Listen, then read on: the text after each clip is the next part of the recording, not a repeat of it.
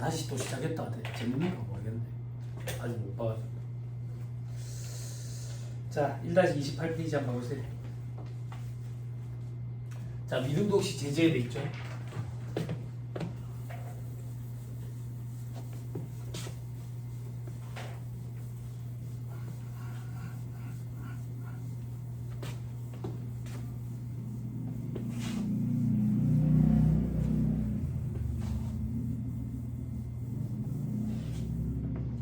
자, 사업자 등록을 안 내놓고 장사를 했다 그 얘기야. 왜 그랬겠냐고. 도둑놈이니까. 그러면 제재를 가한다 그 얘기야. 어떤 제재가 있는데 두 번째 칸에 미등록 가사세부터 보세요.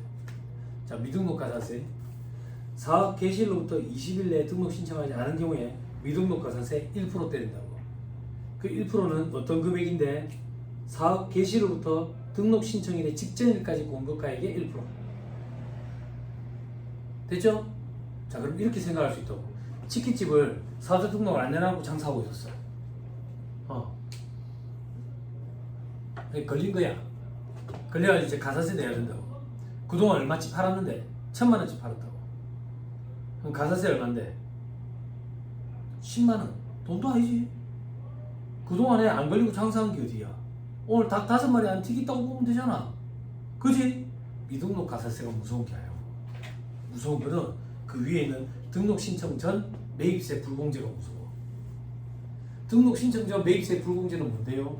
아까 우리가 전 단계 세액공제법에 입각해 있댔지. 중간재 자본재 불문하고 매입세 공제된다 했잖아. 그지? 치킨 튀기는데 필요한 기계를 샀대. 에어컨 샀대. 극단적으로 해볼까? 사업장 내가 상가 샀대.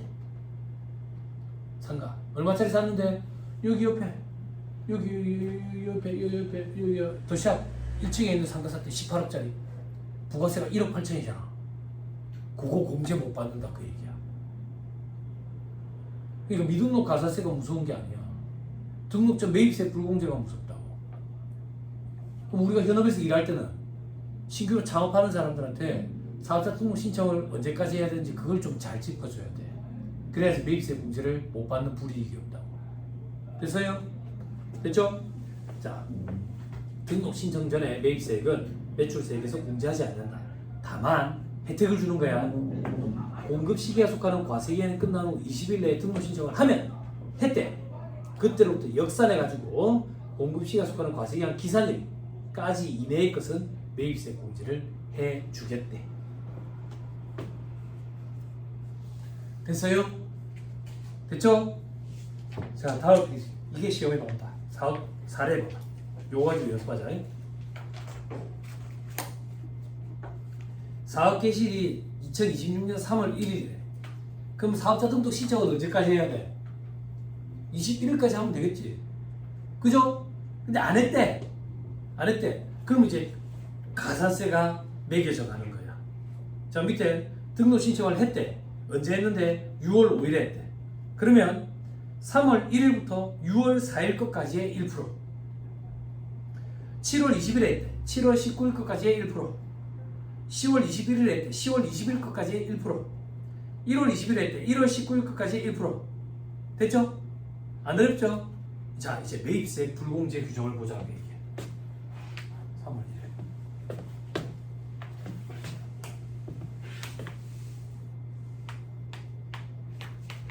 자, 2026년 3월 1일에 사업자 이제 사업 개시를 했어요. 그럼 원칙적으로 사업자 등록 신청 언제까지 해야 한다? 20일 내에 해야 된다. 안 했다고 지금. 안 했어? 됐어요? 됐죠? 됐어요? 자, 그럼 물건을 팔고 있겠죠. 그죠? 공급이 일어나고 있다고. 이 공급이 일어나는 과세기한에 대한 과세기한 종료일은 언제야? 6월 30일이지. 됐죠? 자, 이제 첫 번째 단서부터 보자. 등록 신청을 언제 했대? 6월 5일에 했다죠? 그죠? 7번.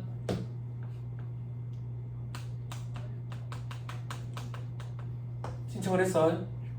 자, 보자. 단서 규정. 3월 1일에 사업 개시를 했으면 3월 21일까지 사업자 등록 신청을 내야 돼. 안 했대. 근데 물건을 계속 팔고 있지. 공급이 일어나고 있다고. 공급 시기가 속하는 과세기한 종료일 언제? 6월 30일. 로부터 20일 내에 신청을 하면 했네. 했어. 그러면 요때부터 역산에서 언제 것까지? 기산일 것까지 1월 1일 것까지 매입세 공제가 된다 그 얘기야. 됐어요? 됐나요? 가산세는 3월 1일 거부터 6월 4일 거까지 1%. 됐죠? 자, 그 다음 7월 20일에 신청을 했대. 제발 7월 20일에 신청을 했대. 공급시가 속하는 과세기한 종료로부터 20일 내에 신청을 했네. 했으면 역산에서 과세기한 개시 시점 1월 1일 기산일 것까지 매입세 공제가 된다고. 됐어요? 됐죠? 자, 그 다음 10월 21일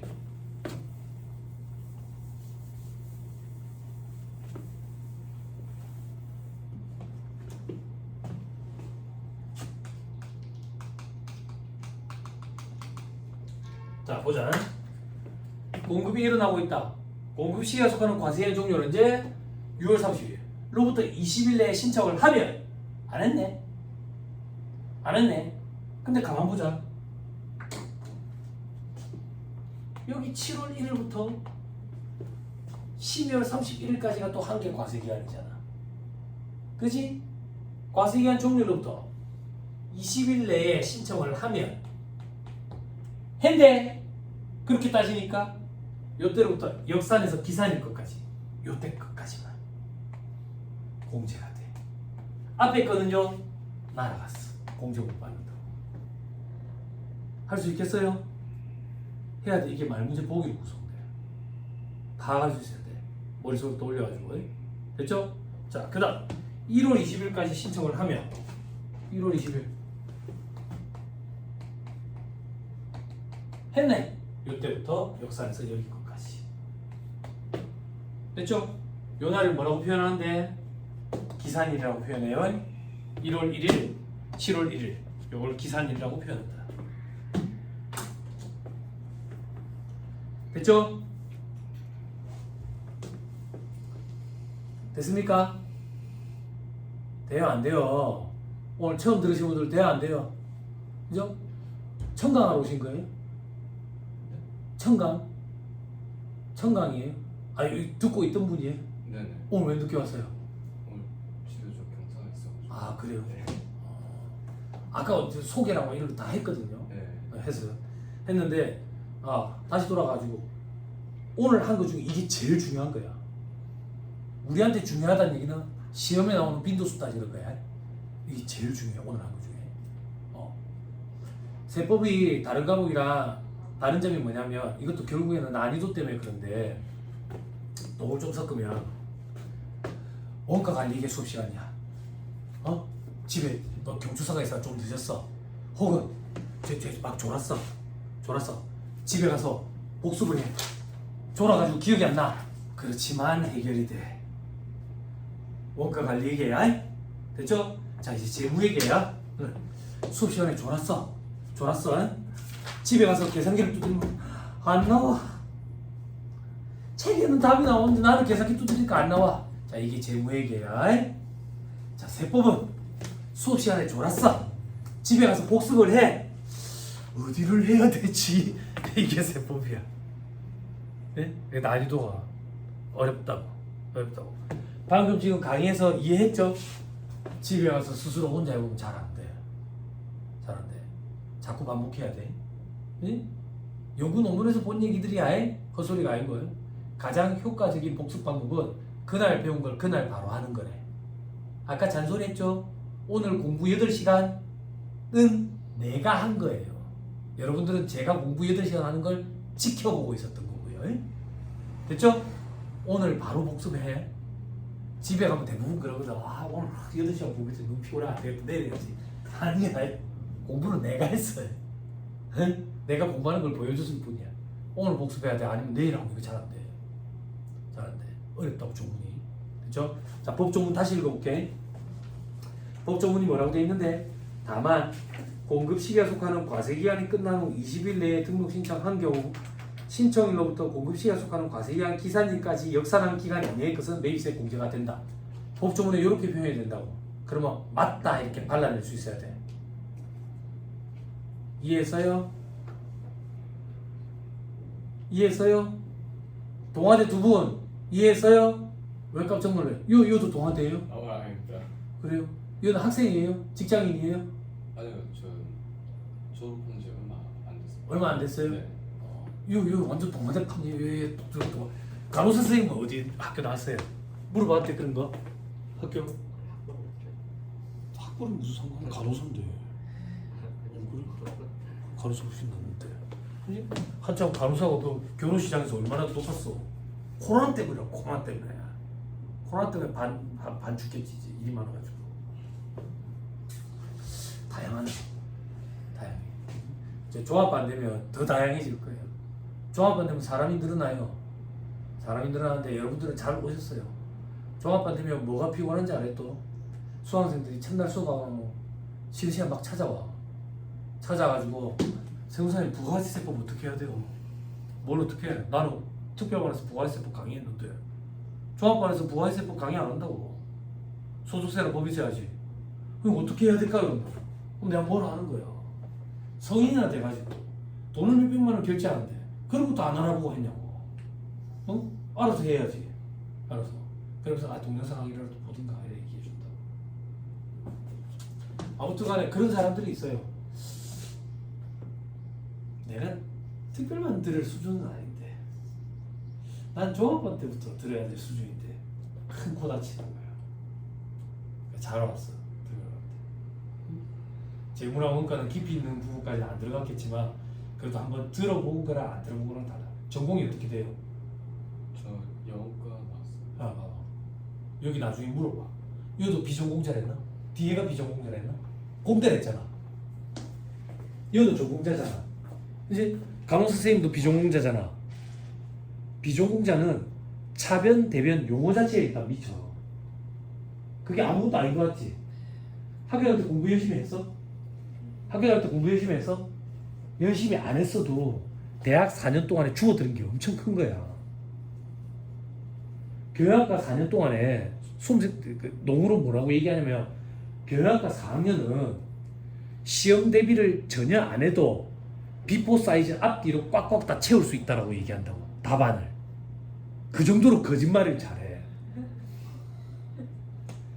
그러니까 교양학과 출신들은 밖에 나가서 잘 안 풀리면 사기꾼 되는 거야. 그 4년 동안에 주워들은 게 그 정도로 엄청나다고. 근데 차변, 대변 용어 자체에 미치거든 사람들이.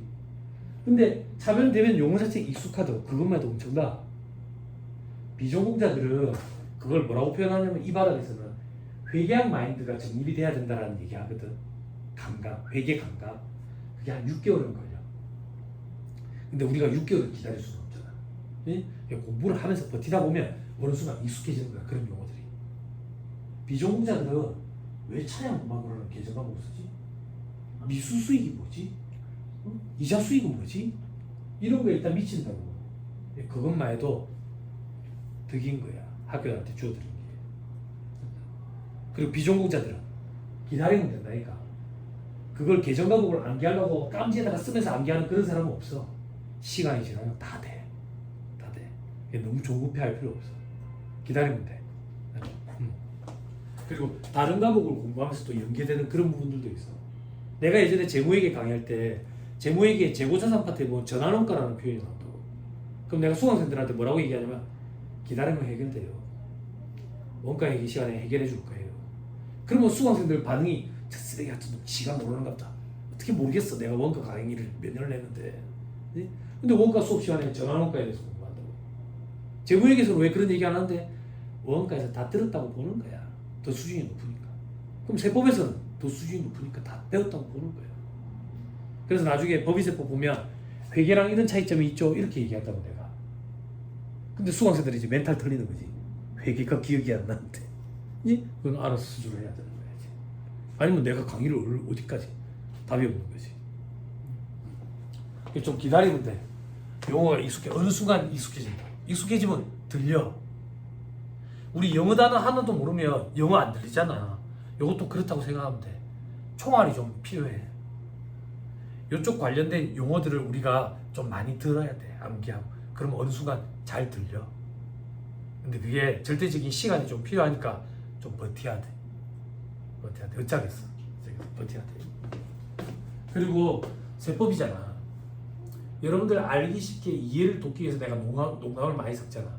그런데 나는 이 바닥에서 실무 강의하면 나는 이제 부산 바닥에 어떤 세무사로 소문이 나 있냐면 어머니는 아실지 모르겠는데 나는 회계사무실 여직원들이 좀 무서워하는 세무사야.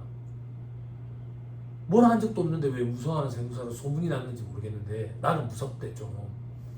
근데 내가 왜 그럴까라고 생각해 봤더니 나는 법률 용어를 굉장히 중요시하는 사람이야. 어중뛰게 이런 거 있잖아. 이거 이렇게 하는 거 나는 절대 용납이 안 돼. 여러분들한테도 나는 그걸 엄청 강요한다고. 우리는 법을 공부하기 때문에 법률 용어를 써야 돼. 법률 용어를 안 쓰면 시험장에 가서 한 문제도 접근을 할 수가 없어요. 회계는 기업회계 기준서 문구, 그게 법률 용어나 마찬가지야. 기업회계 기준서가 읽어보면 소련말이거든.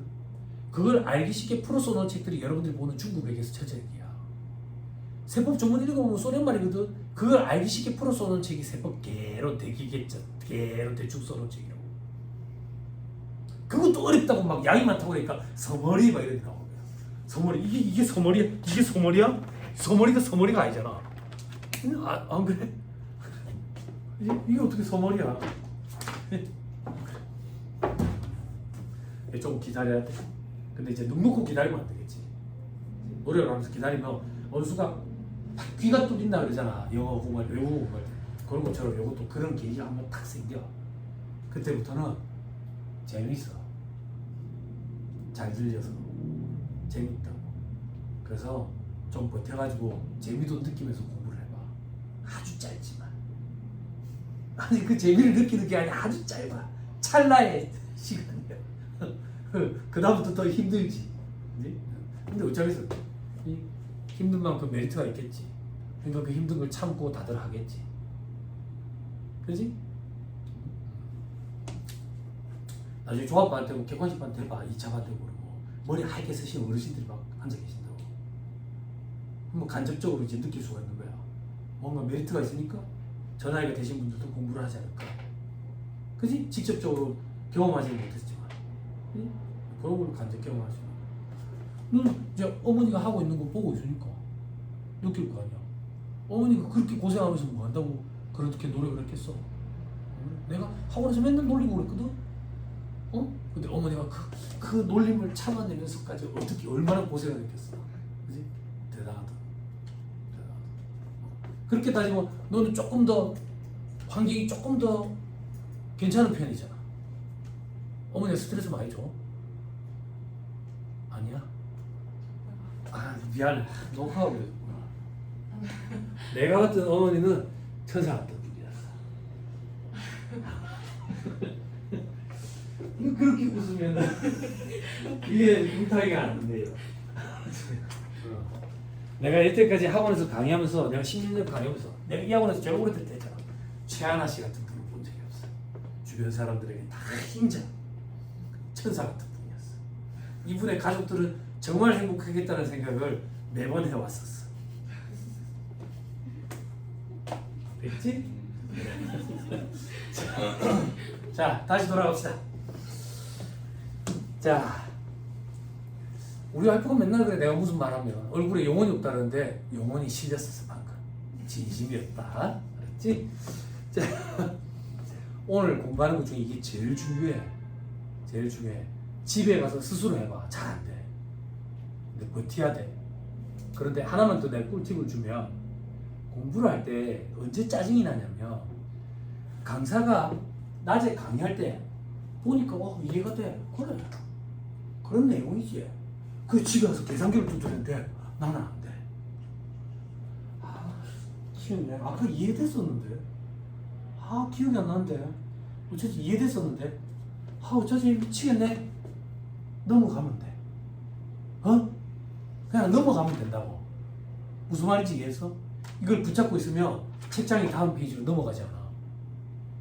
우리가 하는 공부는 그렇게 하는 거 아니야. 넘어가야 돼. 넘어가야 돼. 그렇게 넘어가면 어느 순간 1회독이 끝이 나.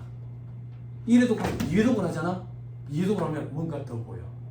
우리는 공부를 그렇게 해. 큰 공부를 할 때는 처음에 1회독 할 때는 성금금으로 큰 물고기만 잡는다는 생각으로 봐야 돼. 그리고 2회독을 할 때는 내가 스스로 내공이 어느 정도 쌓여있기 때문에 그물이 촘촘하게 변해. 3회독, 4회독, 5회독. 제가 이 강의하면서 느낀 게 합격할 때까지 15회독 하면 합격권에 접어드는 것 같아. 안정권에. 그럼 이렇게 생각하면 돼. 우리는 어차피 15회독을 할 거야. 그러면 지금 이해가 안 되면 다음 회독할 때 이해가 되겠지 라는 생각으로 그냥 넘어가면 돼. 아니면 책장 안 넘어간다. 큰 공부는 원래 그렇게 한다. 그지? 세무사님 15회독을 했는데도 불구하고 이해가 안 됩니다. 그럼 희한한 현상이 벌어진다. 이해는 안 되는데 문제는 풀린다. 15회독을 하면 이해가 힘들 땐 암기가 선행되면 편해. 그러면 합격하는데 아무 지장 없어. 큰 공부는 이렇게 하는 거야. 내가 생각할 때는 그게 맞는 것 같아. 그래서 이 공부는 되게 정직해. 내가 표현하는 정직하다는 얘기는 행정고시처럼 머리 좋은 애들만 합격하고 그런 시험 아니야. 이 공부는 남보다 한 번이라도 더 본 사람이 무조건 더 잘해. 이만큼 더 잘하냐 이만큼 더 잘하냐 개인마다 편차는 있겠지만 한 번이라도 더 본 사람이 무조건 더 잘해. 그리고 지금부터 편차가 생기면 이 편차가 시험이 다가오면 다가올수록 더 벌어지지 좁혀지지 않아. 그래서 부단한 노력을 지금부터 해야 돼. 1회독을 한 번이라도 더 한 사람은 다음번 회독을 할 때 학습 곡선이 적용이 돼요. 똑같은 시간이 주어졌을 때 회독을 더 많이 돌릴 수 있기 때문에 편차가 자꾸 더 벌어져.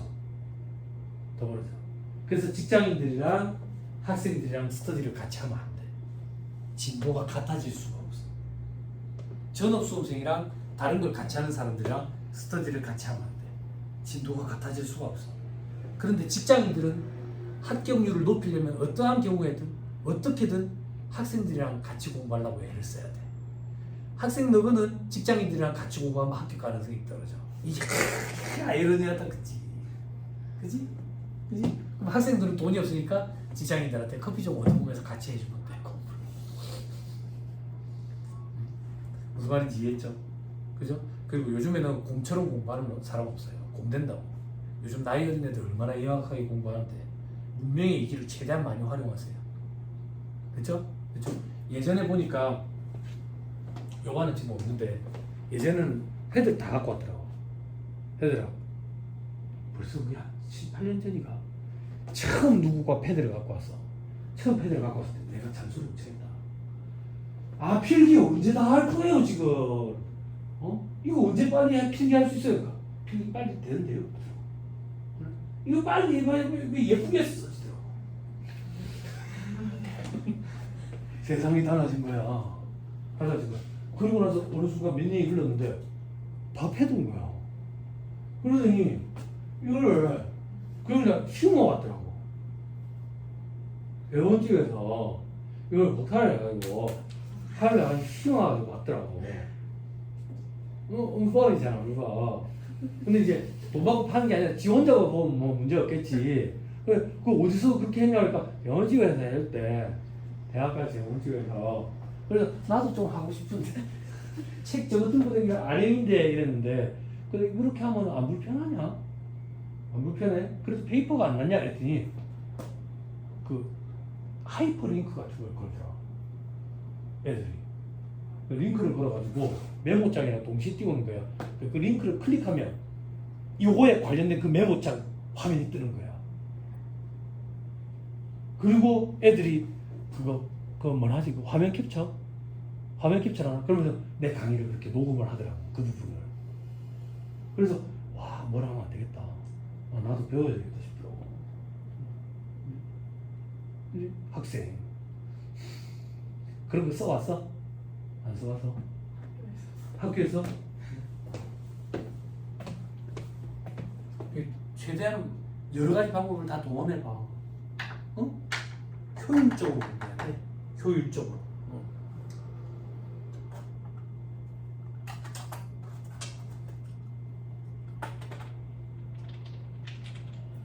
자, 계속 봅니다.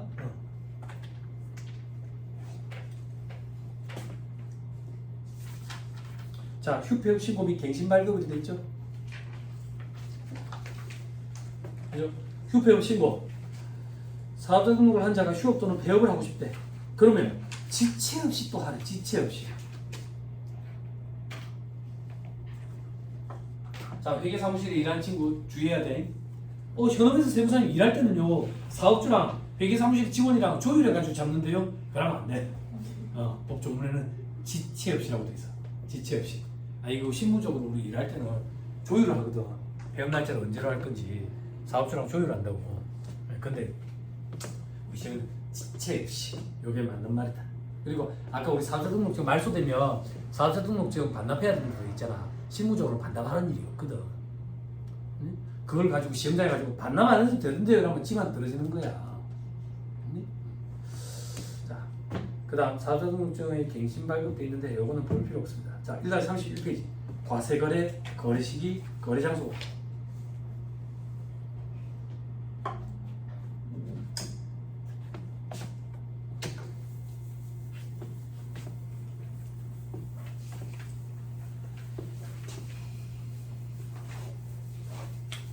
네, 수업 때 빠지면 안 돼요. 내가 전국에서 강의 진도가 제일 빨라. 농담을 내가 많이 썼거든. 농담을 많이 썼는데 수강생들이 집에 갈 때 엄청 피곤하다고. 내 강의 들은 수강생들이 많이 웃지만 그 이유가 내가 진도가 제일 빨라. 그래서 그래. 빠지면 안 돼. 수업에 빠질 수 있는 몇 가지 사유는 내 결혼식, 내 장례식. 그거 말고 빠지면 안 돼. 빠지면 안 돼.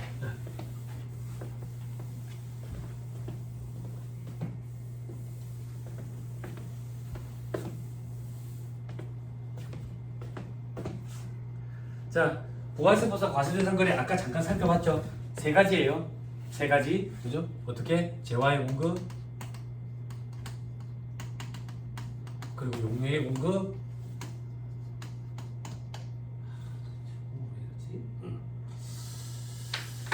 자, 용료의 공급, 그리고 재화의 수익.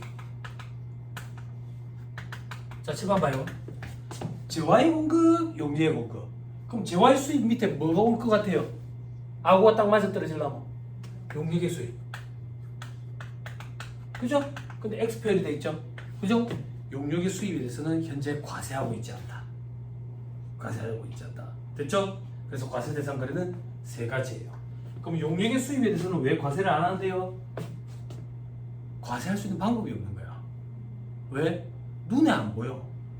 눈에 안 보이니까 용역에서 수입해라고 수입한 적 없는데요. 그러면 끝인 거라. 그리고 과세를 한다면 어떻게 과세를 할까? 방법도 묘연하고. 됐어요? 됐죠? 근데 시대 상황이 달라졌어. 시대 상황이 어떻게 달라졌는데요? 세무사회에서 포럼도 개최되고 그랬던 걸로 알고 있어요. 제가 알고. 용역의 수입에 대해서 이제 과세를 해야 되지 않느냐. 그러면 과세를 만약에 한다면 어떤 방법이 있느냐. 왜? 시대 상황이 달라졌거든. 시대 상황이 어떻게 달라졌길래? 요즘 학생들은 폴로, 타미 이런 옷을 우리나라에서 사면 호갱이래요. 직구를 하는 거야. 아마존닷컴 이런 데서. 그럼 아마존닷컴이 그 옷을 우리한테 파는 게 아니거든. 판매를 대행해 주는 거지. 그러면 판매 대행 용역 서비스를 우리 입장에서는 수입한 거거든. 이거에 대해서 과세를 하고 있어 지금. 간편 사업자 등록이라는 걸 거쳐가지고 과세를 하고 있다고. 그럼 다시 돌려 얘기하면 용역의 수입이 지금 과세 대상에 빠져 있지만 몇 년 내에 용역의 수입이 과세 대상에 들어갈 수도 있어.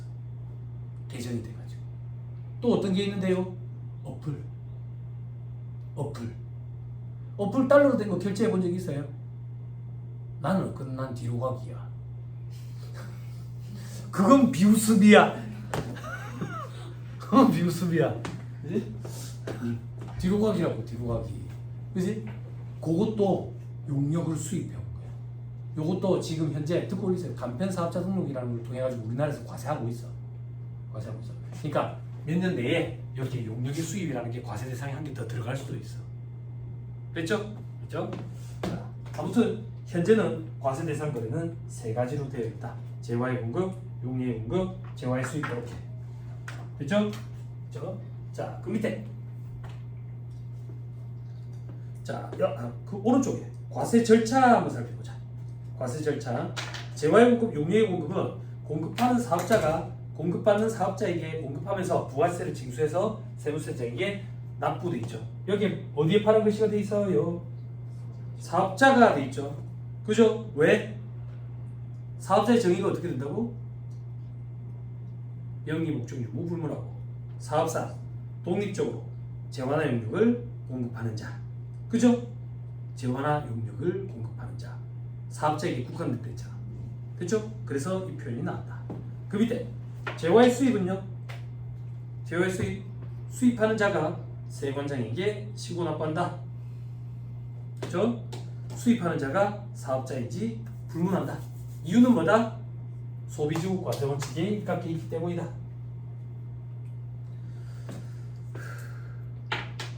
됐죠?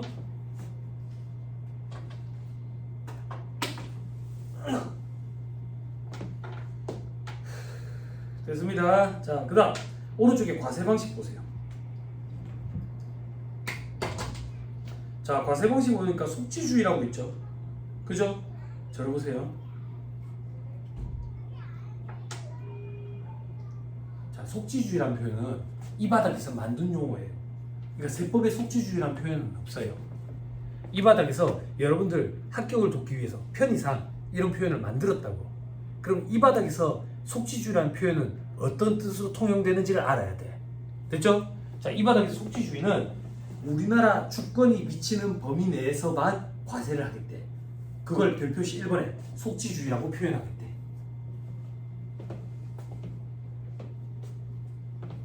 됐어요? 됐나요? 됐죠? 그럼 우리나라 주권이 미치는 범위 밖에 있는 거는요, 적은 나라에서 과세하겠지. 그 얘기예요. 됐죠? 다만 다음에 거래도 국내에서 공급된 것으로 봐가지고 과세를 하겠대. 됐죠? 어떤 건데? 우리나라 국적, 항공기, 선박에서 이루어진대. 태평양 위를 날아가고 있대. 우리나라 주권이 미치는 범위 아니잖아. 근데 비행기 안은 우리나라 주권이 미치는 범위로 보겠다, 그 얘기야. 됐죠? 대신에 이런 걸 하면 외화거래를 해올 수 있지. 그래서 영세율을 적용해 주겠다. 됐죠? 오케이. 그 다음 국내 사업장에서 계약과 대가 수령이 이루어지는 중개무역 방식에 수출돼 있죠. 손가락 잠깐만 끼고.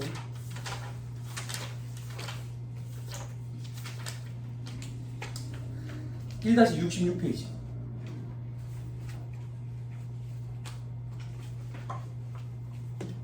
제목에 영세율이 되어 있죠.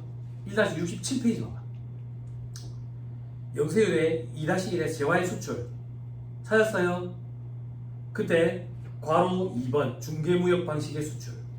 다음의 것으로서 국내 사업장에서 계약과 대가 수령 등 거래가 이루어지는 것. 됐어요? 다시 돌아오세요. 요것도 영세율을 적용해 주겠다, 그 얘기예요. 자, 요건 어떤 얘기냐면 이 얘기예요. 우리나라가 중국에서 물건을 수입해다가 미국에다 팔고 싶어. 미국에다 팔고 싶다고. 그런데 절차상 좀 번거롭고 관세 문제라든지 경비, 운반 문제라든지 돈이 많이 들 것 같은 거야. 그래서 얘들이랑 계약해가지고 물건을 실질적으로 여기서 여기로 바로 날아가게끔 했다고. 요게 중개무역 방식의 수출이야. 그럼 물건이 우리나라를 거쳐 안 거쳐? 안 거치지. 그럼 우리나라 주권이 미치는 범위 내에 있어 없어? 없지. 그러면 우리나라에서 과세할 수 있어 없어? 없다고. 우리나라에서 과세할 수 있어야 영세율이라는 혜택을 줄 수 있잖아. 그치? 그래서 혜택을 주기 위해서 이런 경우에는 영세율을 적용해 줄게. 다만 조건을 다는 거야. 국내에서 계약과 대가 수령이 이루어지면 우리나라를 거치지 않았지만 영세율을 적용해 주겠다, 그 얘기야. 됐어요? 됐죠? 오케이. 다시 또 돌아오세요. 1-31페이지. 자, 그 다음 별표시 2번. 별표시 2번이 어디 달렸지? 국외 제공 용역은 속인주의 여기에 달렸네. 됐죠? 그래, 속지주의는 무슨 말인지 이제 이해가 됐어. 우리나라 주권이 미치는 범위 내에서만. 속인주의는 도대체 어떤 의미로 통용되는 거지? 별표시 2번. 납세지. 사업장이 국내에 있으면 과세하는 걸 이 바닥에서는 속인주의라고 표현하겠대. 자, 밑에 적용 사례 중요합니다.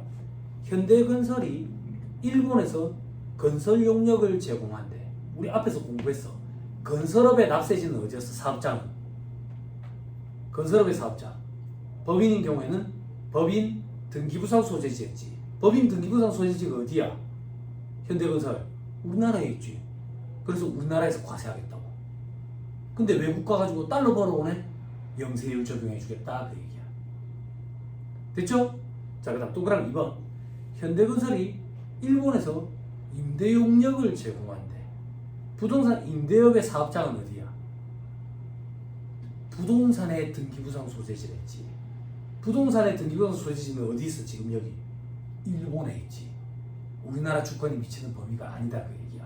그래서 과세를 안 해. 됐어요? 됐나요? 그러니까 용어를 암기하는 게 중요한 게 아니야. 이 용어는 세법에 없는 용어라고. 이 바닥에서 속인주의라는 표현을 이런 의미로 사용한다 그 얘기야. 됐죠? 됐어요? 자, 그 다음 별표시 4번.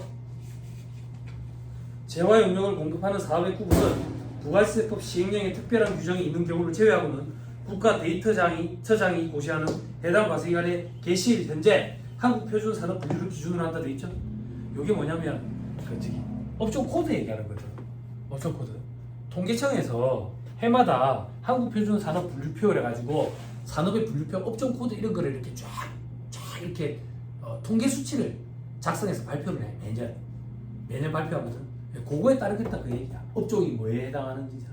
근데 이게 시험에 등장한 거야. 우리 시험에 뭐라고 등장했냐면 종료일 현재 이렇게. 이게 중요하냐고? 아니 안 중요하거든.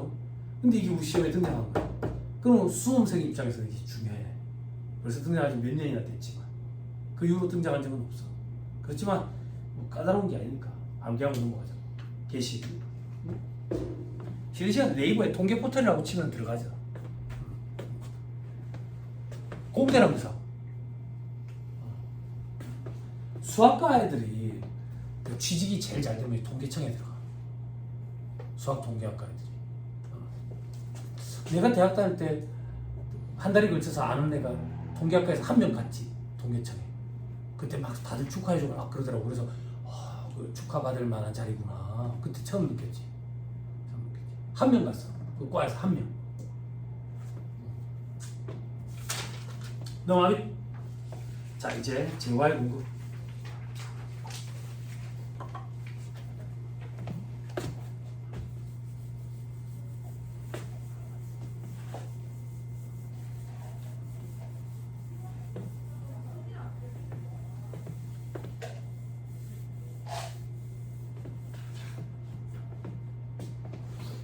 자, 재화의 공급 되죠? 1번에 재화의 정의 못하겠어.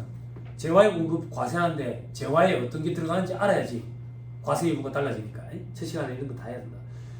재화란 재산적 가치가 있는 물건과 권리. 재산적 가치 아까 언급해줬어요. 경제적 교환 가치가 있는 걸 재산 가치가 있다라고 표현한다. 됐죠? 자, 물건에 어떤 게 있는데 상품, 제품, 원료, 기계 이런 거 있고, 그리고 눈에 안 보이는 것도 물건에 들어간대. 전기, 가스, 열 이런 거. 됐죠? 그리고 권리도 들어가.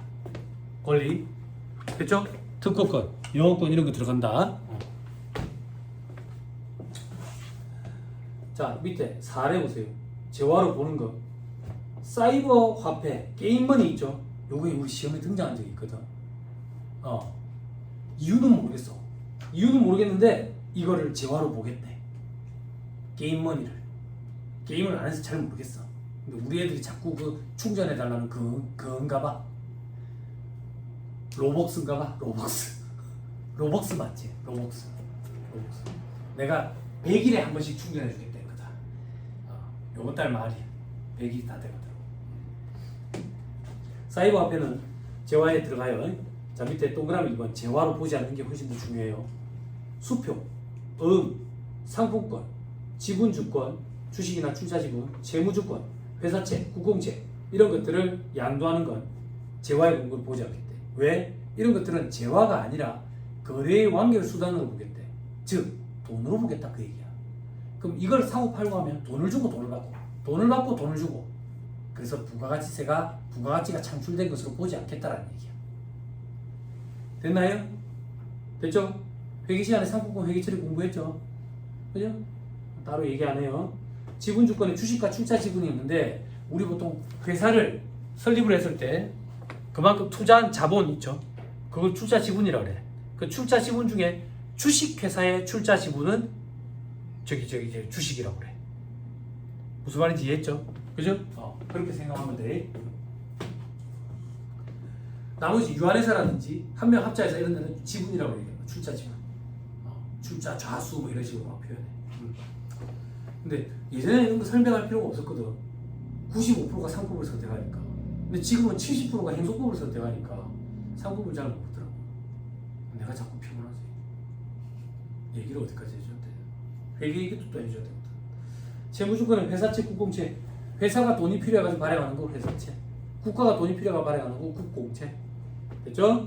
자, 밑에 채권, 담보, 무담보 채권 이런 거 양도 이런 것들도 재화로 보지 않겠대. 됐죠? 왜냐면 금전을 받을 수 있는 권리에 불과하니까 돈으로 보겠다 그 얘기예요. 그렇게 생각하면 편해요. 그리고 특정 상품으로 교환하는 모바일 쿠폰, 그죠? 쿠폰 공부했죠? 그죠? 상품권 쿠폰 여러 개 갖고 오면 물건으로 바꿔주겠다 그거 얘기하는 거 아니에요. 그거는 이제 경품이에요. 그죠? 충남국제 파트에서 공부하는 거 그거는. 그리고 밑에 비트코인 등 가상자산 이런 것들도 재화로 보지 않겠대요. 뭐 저기서 그 법에서 그렇게 정해버렸는데.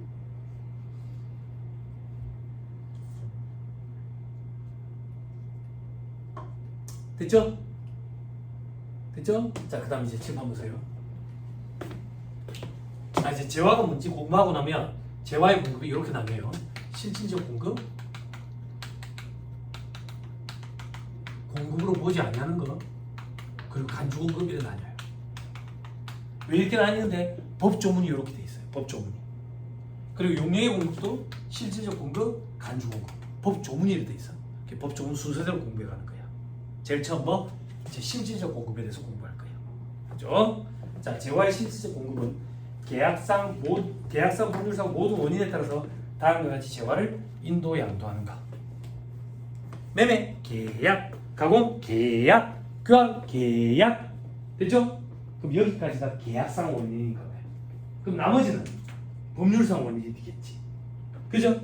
그죠? 자, 하나씩 보자. 매매 계약, 현금, 외상, 할부, 장기 할부, 조건부, 기한부, 기타, 그 밖에 매매 계약에 따른 인도 양도, 재화의 실질적 공급, 가공 계약. 동그라미 2번, 자기가 자재를 전혀 부담하지 않고 순전히 가공만 해준대. 가공 용역만 공급하는 거야. 그래서 용역의 공급이라고. 그런데 동그라미 1번, 주요 자재의 전부 또는 일부를 부담하면서 가공도 해주겠대. 그러면 재화의 공급을 보겠다 그 얘기야. 그럼 초심자들은 이런 생각한다고. 세무사님 이게 뭐 하자는 짓입니까? 뭐가? 순수하게 가공만 해주면 용역의 공급이라면서요. 주요 자재의 전부 또는 일부를 부담하면서 용역을 가공을 해주면 재화의 공급이라면서요. 재화의 공급이든 용역의 공급이든 간에 다 과세 대상 거래잖아요. 맞아. 그럼 부가세가 과세된다는 얘기잖아요. 맞아. 근데 이걸 뭐 한다고 구분합니까? 굉장히 중요해. 왜 중요한데요? 공급 시기가 달라. 재화의 공급인지 용역의 공급인지에 따라서 공급 시기가 다르다고. 공급 시기가 다르다는 얘기는 뭡니까? 1기 부가세 신고할 때 집어넣을 건지 2기 부가세 신고할 때 집어넣을 건지 그게 달라진다 그 얘기야. 그래서 구분을 해야 돼. 됐죠? 됐죠? 오케이. 자, 그 밑에 동그라미 3번. 건설업은 자재의 전부 또는 일부를 부담해도 용역의 공급으로 보겠다. 그래서 앞으로 우리 편의상 이렇게 암기합시다. 건설업은 건설 용역업 이래 암기합시다. 그죠? 그 밑에 교환 계약. 재화 인도 대가로 다른 재화 용역을 제공받는 교환 계약에 따른 인도 양도도 있죠. 맞죠? 자, 교환이 뭐냐 이거야. 교환이 뭐냐? 잘 봐. 나는 이거를 생산해서 판매하는 사람이야. 팔았어. 이 사람은 내한테 뭘 줘야 돼? 돈을 줘야지. 근데 이 사람은 돈 말고 이걸 줬어. 이게 교환이에요. 금전 이외의 대가를 수령한 경우 이걸 교환이라 한다고. 교환이 참 여러분들 힘들게 한다고. 왜? 회계 시간에 수익 파트 공부했죠. 고객과의 계약에서 생기는 수익 파트. 거기서 교환 나오죠. 성격과 가치가 유사한 재화나 용역 간의 교환. 성격과 가치가 유사하지 않은 재화나 용역 간의 교환. 또 어디서 교환 나오대요? 유형자산 파트에서 교환으로 취득한 자산의 취득원가 계산했죠. 그죠?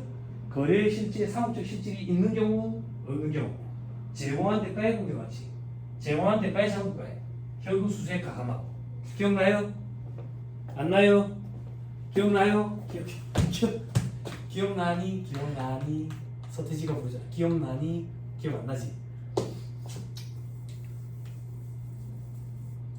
괜찮아. 심시간에 기억나면 되지. 그지? 언제 시험장에 가도 시험에 꼭 나와라. 여러분들 시험장에 갔을 때 꼭 나와라. 그래야지 공부라는 걸 하지. 그지? 수험생들이 저한테 많이 하는 얘기가 뭐냐면 세무사님 수업 시간에 갑자기 물어보니까 당황해서 답변을 못 했어요. 어제 그거 복습했었는데 그런 걸 우리는 복습했다라고 얘기하지 않아요. 답변을 바로 할 수 있는 게 복습이 된 거예요. 그러면 같이 답변이 됐네요. 어떤 답변? 수험생들이 저한테 그것도 많이 질문하거든. 복습을 몇 회독이나 해야 될까요? 복습을 했다라고 얘기하는 거는 질문을 했을 때 답변을 할 수 있어요. 복습이 돼 있는 거야.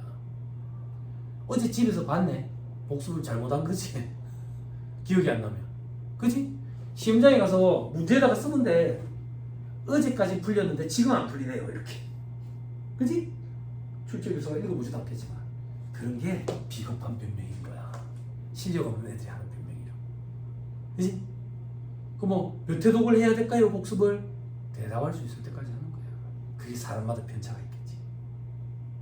그죠? 그죠? 공부를 어떻게 해야 되는지 방향성을 잘 잡아야 돼. 공부를 해본 적이 없어서 잘 모르겠습니다. 학생 있을 때 공부를 안 했었는데요. 혹은 학교 졸업한 지 오래돼가지고 감이 다 떨어졌는데요. 몇 명 안 되지만 걔 중에 또 잘하는 사람이 있어요. 할 줄 모르면 잘하는 사람 흉내내면 같이 잘해. 같이 잘한다. 자, 다시 돌아옵시다. 재화의 인도 대가로 다른 재화 용료를 제공받는다.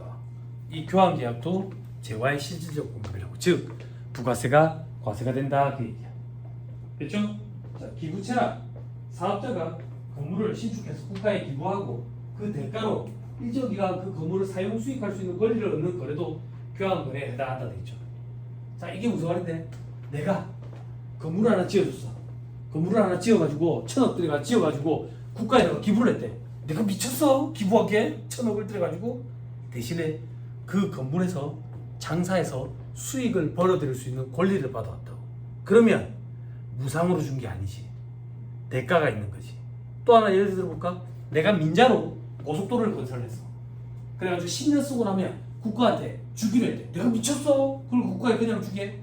10년 동안 거기서 톨비를 받을 수 있는 권리를 받아왔다고. 그러면 유상으로 이전한 거야. 대가를 받고. 이게 교환이다 그 얘기야. 됐어요? 됐죠? 자, 그다음 소비 대차 거래. 상품, 제품, 원재료 등 재화를 차용해서 사용 소비하고 동종, 이종의 재화를 반환하는 소비 대차의 경우 차용하거나 반환하는 것을 각각 재화의 공급을 본다. 여러분들 회계 시간에 과거에 우리나라 일반 기업 회계 기준은 동종 자산의 교환, 이종 자산의 교환 이렇게 표현했거든. 근데 지금 국제 기준은 그런 표현을 안 쓰고 상업적 실질, 거래의 실질이 있는 경우, 상업적 실질, 거래 실질이 없는 경우 이렇게 표현한다고. 그게 좀 차이점이야. 근데 세법은 어떤 입장인데? 세법은 국제 기준, 일반 기업의 기준, 중소기업 회계처리 특례까지 다 아우르는 개념이거든. 그래서 이런 표현을 아직도 써. 동종, 이종. 차용이 뭐야? 빌려서 쓴 거지. 그러면 갚아야 되겠지. 반환이지. 빌렸다가 갚았대. 빌리는 것도 재화의 공급이고 갚는 것도 재화의 공급이래. 됐어요? 부가세법은 소비대차 거래에 차용, 반환 전부 다 재화의 공급으로 봐서 과세하겠대.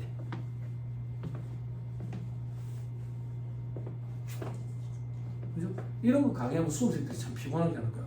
세무사님, 이게 상식적으로 말이 되나요?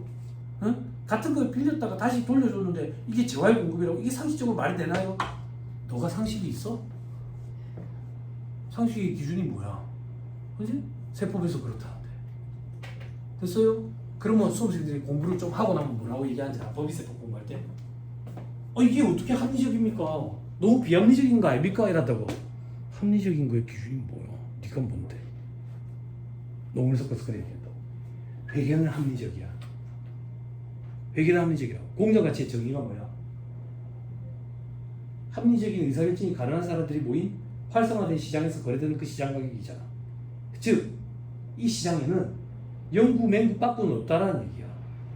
이 물건이 100원짜리면 어떤 멍청한 놈도 110원에 사갈 리가 없고 어떤 멍청한 놈도 90원에 팔 리가 없어. 그때 그 100원을 공정가치로 한다고. 응?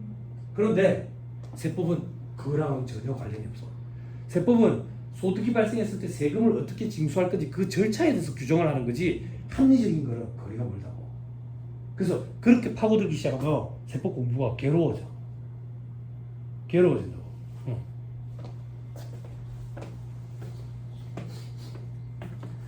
됐죠? 됐죠? 자, 그 다음 어디까지 했지? 밑에 동그라미 이거 예외 이거는 보지 마세요. 밑에 경매. 요즘 학생들 한자 잘 모르는데 이거 4인 간의 경매거든. 4인 개개인 간의 경매 그 뜻이야. 개개인 간의 경매하는 거. 자, 개개인 간의 경매하는 거는 재화의 공급이 맞다.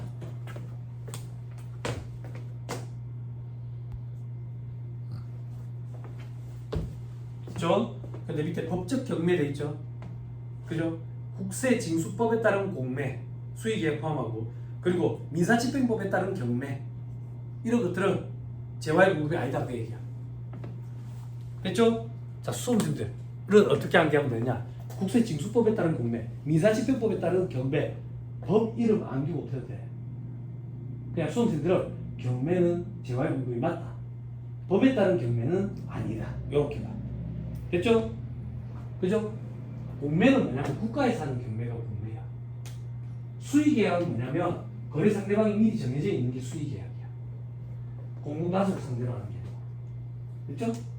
그 정도만 기억하면 돼.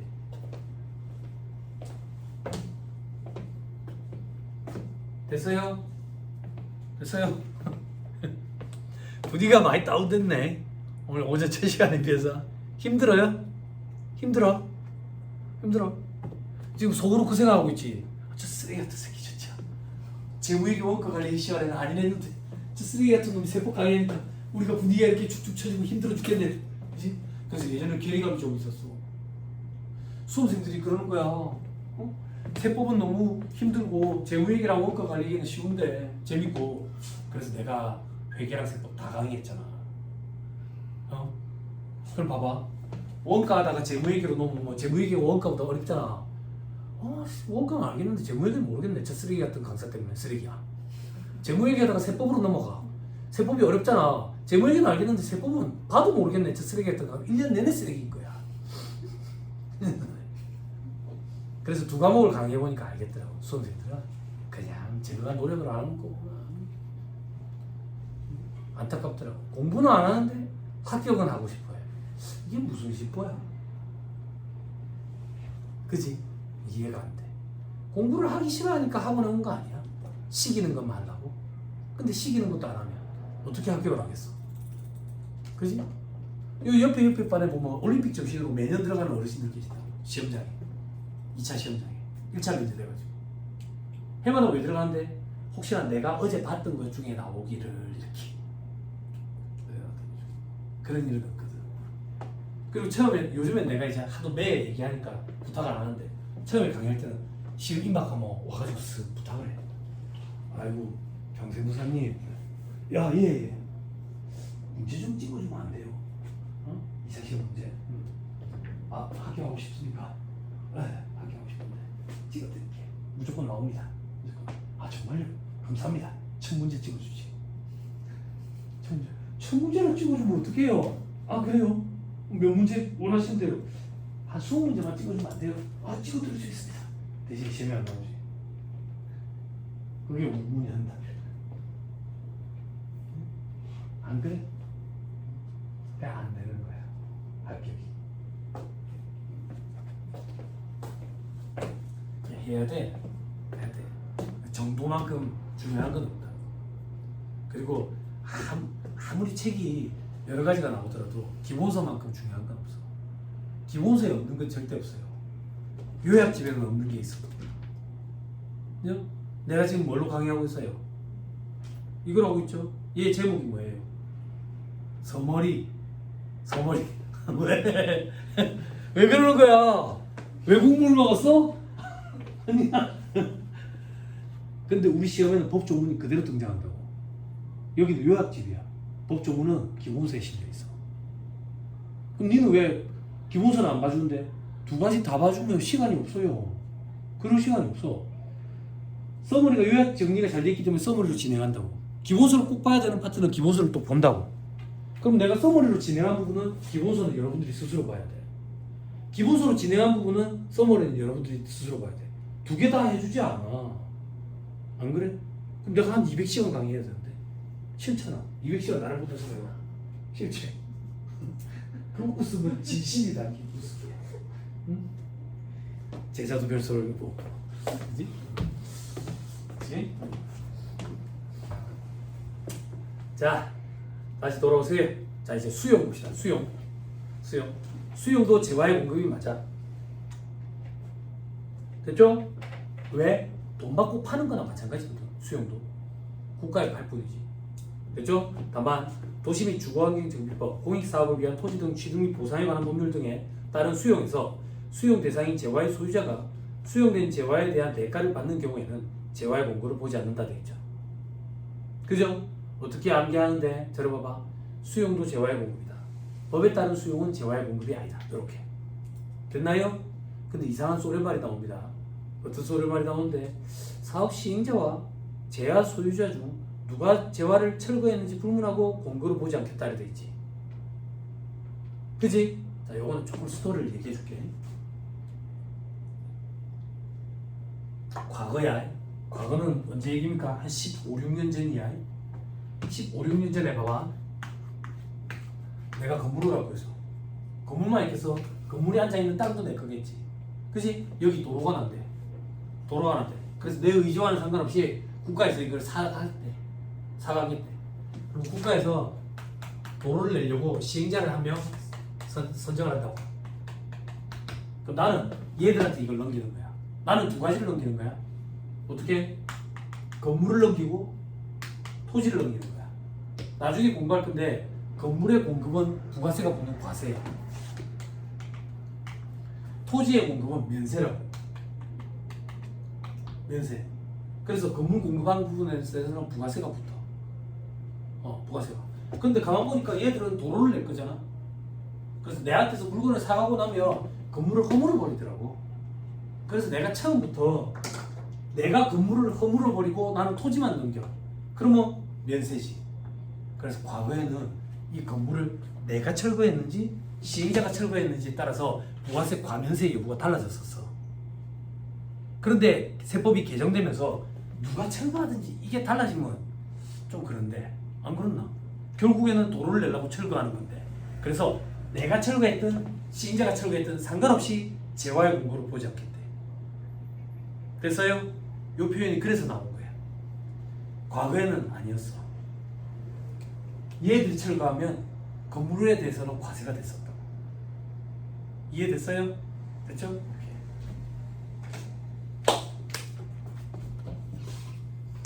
자, 그 다음 두 번째 점, 도시 및 중앙환경 정비법에 따른 사업 시행자의 매도 청구에 따라 재화를 인도에 양도하는 것은 공고를 보지 않는다. 실질의 수용과 마찬가지니까. 요거는 이 얘기야. 얘들이 우리한테 찾아와가지고 팔으라고 얘기했대. 그래서 팔았대. 그것도 정부에 수용되는 거다 마찬가지다 그 얘기야. 얘들이 이런 거 하기 전에 주변에 집주인들 다 찾아다니면서 뭐 동의서 받고 막 이래 한다고. 그런 거 얘기하는 거야. 그렇죠? 자, 그 다음 조금 더 하고 싶시다. 쉬고 싶어? 조금 더 하고 싶시다. 생리적인 현상, 신호가 딱 왔을 때 소변이 급하다고. 여성이 신체적으로 남성에 비해서 요도가 짧대. 그래서 남성보다 참을 수 있는 시간이 더 짧대. 여성 입장에서 화장실 가고 싶다라는 신호가 딱 왔을 때부터 3시간 참을 수 있대. 3시간에 한 번씩 씻면 돼. 표정 관리. 남자는 더 오래 참을 수 있지. 그 내가 왜 별벽이 배려담 되는지 알겠지. 내가 지금 1시간마다 쉬는 시간 주고 있잖아. 기억하죠? 예전에 나 3시간 한 번씩 쉬는 시간 줬거든. 실무 강의도. 실무 강의 끝나고 뭐 강사평가서에 교수평가서에 세무사님 화장실 갈 시간 좀 주세요. 세무사님 남자라서 모르지 여자 화장실은 줄 서 있어야 돼요. 화장실은 못 가겠네. 작은 볼일만 뭡니까? 막 이런 거 막 적어놨더라고. 수강생들이 되게 뿌듯해했어. 그런데 언제 바뀌었는지 알아? 우리 와이프가 뭐라 하더라고. 오빠 직장인들은 1시간 10분 그 쉬는 시간이 엄청 크대. 3시간에 한 번씩 쉬지 말고 10분씩 쉬는 시간을 줘 그러더라고. 중필이 고필이야? 내가 그렇지만 쉬는 시간을 주지. 그랬더니 배려남. 나 이제 배려남. 자 밑에까지 보고 싶시다. 자 현물출자 얘기하자. 회계 시간에 현물출자 공부했죠? 표정 봐. 안 했죠? 했죠? 안 했죠? 뭐야? 했어 안 했어? 자본 파트 공부했어요? 유형사사 파트 공부했죠? 현물출자 했을 건데?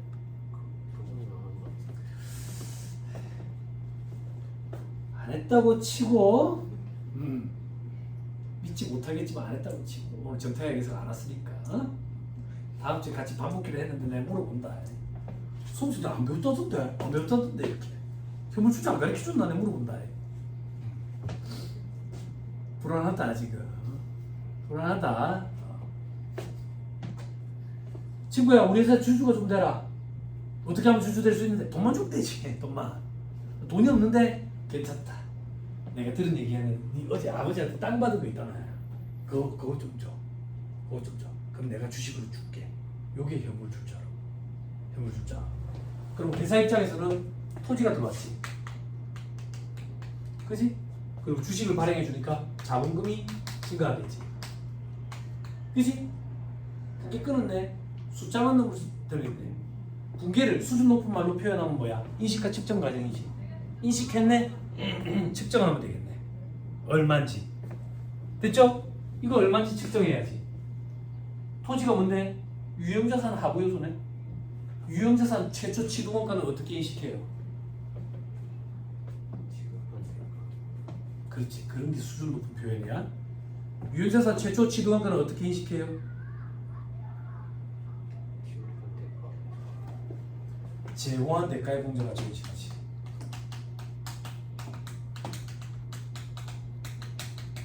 그지? 제공한 대가의 공정한 정신이었다고. 제공한 대가가 뭔데? 일반적으로 돈을 줬을 거야. 그래서 그 금액만큼 취득원가를 줬지. 차익원가 자본하고 공부했어요? 안 했어요? 없다. 그런 거 없다. 존재하지 않는다. 존재하지 않는다. 종합반 가서 하면 된다. 내가 계란 얘기를 했다. 계란 얘기하면 내가 자꾸 해야 된다. 종합반 가서 하면 된다. 괜찮다. 네? 제공한 대가 공정한 처리 시켜야 된다고. 그지? 근데 제공한 대가가 뭐야? 자본이네. 자본의 정의는 어떻게 돼? 자본의 정의가 뭐냐고. 국세청 1급 부기로 공부한다는 사람들이 이게 뭐야? 자산의 정의는 어떻게 돼? 자산 부채 자본의 정의도 모르는데 계산 문제 풀고 있는 거야, 여러분들? 응? DB 쪽 오는 거지. 자산의 정의가 뭔데? 과거 경제적 변화나 사건의 결과로 미래 경제적 효익의 유익 가능성이 높은 현재 통제하고 있는 자원. 통제라는 말이 포인트잖아. 통제가 뭐야? 나는 지금 있어 없어? 있어. 통제 가능해? 그럼 내 거지. 그지? 군대 갔을 때 여자친구는 내 거야 아니야? 아니지. 내 친구의 여자친구지. 그지? 내 자산이 아니지. 그지? 무형자산 파트 공부했어요? 무형자산? 숙련된 종업원 내 거야 아니야? 아니지. 종업원이 그런다고. 내가 네 거야? 난 누구 얘기든 갈 수 있어 이러잖아. 내 게 아니니까 통제 불가능하니까 무형자산은 못 잡지. 그지? 아니 군대 갔다 왔어요? 네. 군대 갔을 때 여자친구 내 거냐고. 아니잖아. 큰일 간다고. 내 친구의 여자친구라고 내 친구한테 맡겨놓고 가잖아. 그게 통제라고. 통제. 그죠? 부채의 정의는 뭐야? 과거 경제적 거래나 사건의 결과로 미래 경제적 효익의 유출 가능성이 높은 현재 의무라는 말이 포인트잖아. 물건을 외상으로 갖고 왔어. 그럼 앞으로 뭘 줘야 돼? 돈을 줘야지. 안 주면 칼 들고 찾아올 걸. 무조건 줘야지. 의무라고. 의무. 그죠? 자본의 정의는 어떻게 돼? 아, 이 사람들 봐라 진짜. 괜찮다. 괜찮다. 아직 시험장에 갈 거 아니니까. 괜찮다. 실력이 없는 걸 확인해서 합니다. 네? 공부를 앞으로 하면 된다. 자본의 정의는 어떻게 돼요?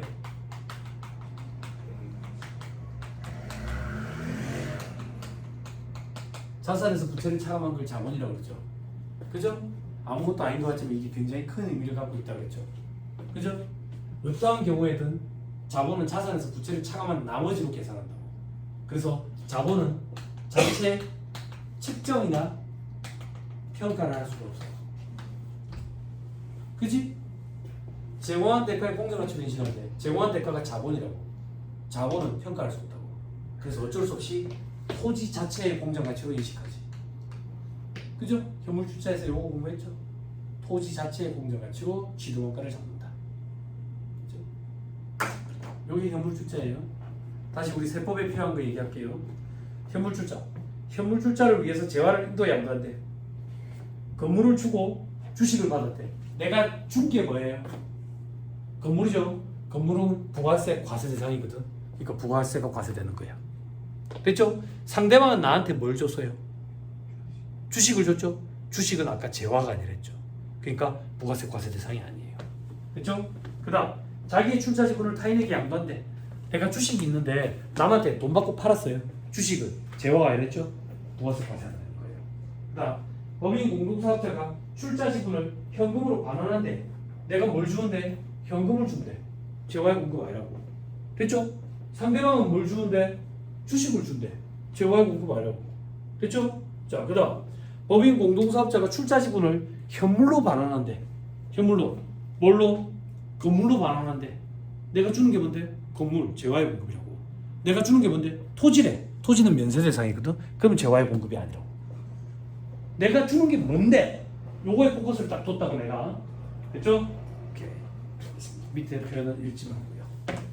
자, 잠깐 끊었다가 또 다음 주부터 얘기를 좀 하죠. 잠깐 끊었다 갑시다. 시간이 왜